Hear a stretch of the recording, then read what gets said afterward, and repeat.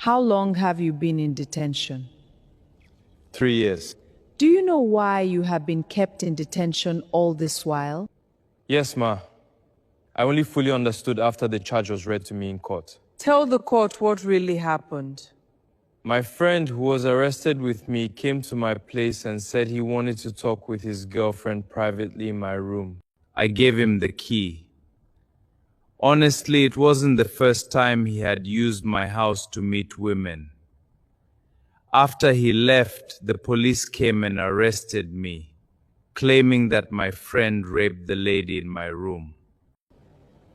I was detained for about 2 months before my friend was eventually arrested. When you later met him in custody, did you ask him what actually happened? Yes, ma. He told me he did not rape her. He said they had consensual sex several times that day. But afterward, he claimed his transfer network was down and he couldn't send her money. According to him, it was because he didn't pay her that she reported him to the police for rape. My lord, we seek leave to examine the complainant. Leave granted. Go on, counsel. You allege that you were raped. Is that correct? Yes, he raped me. How did it happen? He took me to the apartment and gave me Smirnoff Ice. Did he force you to the apartment or you willingly went there? He didn't force me. So when he took you there, What was running in your mind since you willingly went there? Nothing was running into my mind. I didn't think anything. You alleged he gave you Smirnoff Ice, which goes to say you are familiar with the drink. Yes, I know the drink, but I have not tasted it. So why did you take a drink you aren't familiar with? Because he told me that the drink did not contain alcohol. Did you rely on the statement that it didn't contain alcohol? Yes, I did. You honestly didn't finish it once. At least you sipped it bit by bit. And of course, the intoxication came bit by bit. Why didn't you stop when you were getting intoxicated? But you went on and finished the drink. I didn't know when I finished it. So what happened thereafter? He started touching me inappropriately. Why didn't you tell him to stop or even run out of the apartment?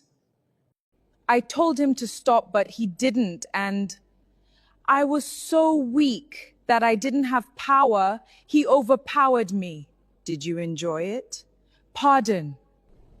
I put it to you that you enjoyed it, which is why you didn't run out or even scream for help.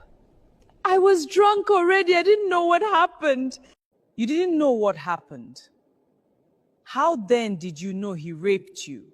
Because it's my body and I know my body. The suspect stated that you consented, but later resorted to calling it rape because he didn't send you the money both of you bargained.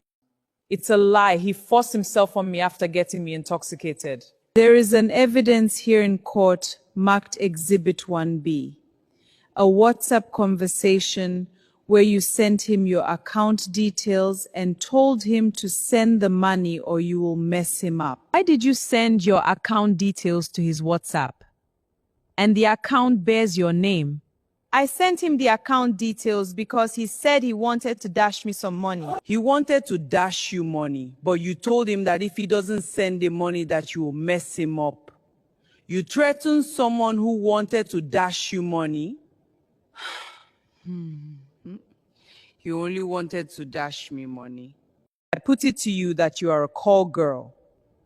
Both of you physically bargained and you wholeheartedly accepted, but decided to frame him up when he failed to send the money. Both of you bargained for, which made you feel used and decided to use rape to tie him down. This will be all for this witness, my lord. Here is my judgment. Having carefully considered the evidence of the complainant, the defendants, the documentary evidence tendered, including Exhibit 1B and the submissions of counsel, this court is mindful that the offense of rape is a very serious allegation carrying grave consequences. The law places a heavy burden on the prosecution to prove every essential element of the offense beyond reasonable doubt. The complainant maintained that she was intoxicated and was sexually violated without her consent. However, during cross-examination, several material contradictions emerged regarding the events before and after the alleged incident. The defense, on the other hand, maintained that the sexual intercourse was consensual and relied heavily on Exhibit 1B, being the WhatsApp conversation tendered before this court. The contents of the exhibit reveal a demand for money and a threat allegedly made by the complainant if the money was not paid. This court notes that suspicion, no matter how strong, cannot replace proof. Likewise, the mere existence of a monetary demand does not automatically disprove an allegation of rape. However, where material inconsistencies exist and the evidence leaves room for doubt, the law requires that such doubt be resolved in favor of the accused persons. Regarding Defendant 2, the evidence before the court merely shows that he owned the apartment where the incident allegedly occurred.